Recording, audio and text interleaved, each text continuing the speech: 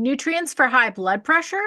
There are 18 different nutrients that are important for regulating blood pressure.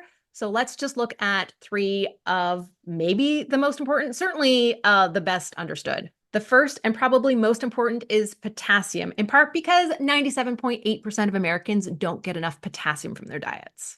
And there are many studies showing that potassium is incredibly important for lowering blood pressure. In fact, people with the highest dietary potassium have a 62% reduced risk of having high blood pressure compared to people who consume the least amount of potassium. And there are a variety of studies where they supplement people with high blood pressure with potassium and see that it lowers their blood pressure, with the strongest effect seen in people who have very low intake of potassium to start with. Vitamin D impacts blood pressure through something called the renin-angiotensin system, with some studies showing that for every 10 nanogram per milliliter increase in vitamin D, we reduce the risk of developing high blood pressure by 12%. And here's a fun nutrient that reduces risk of high blood pressure, coenzyme Q10.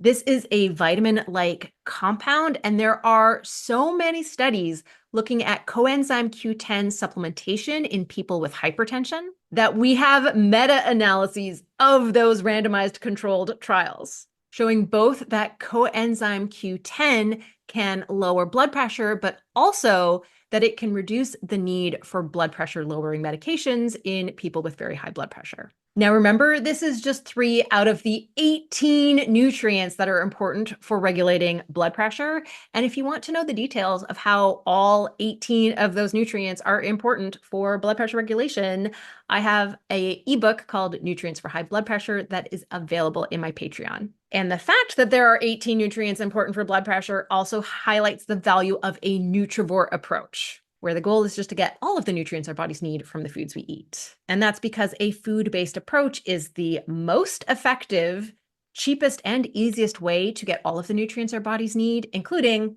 all 18 that are important for blood pressure.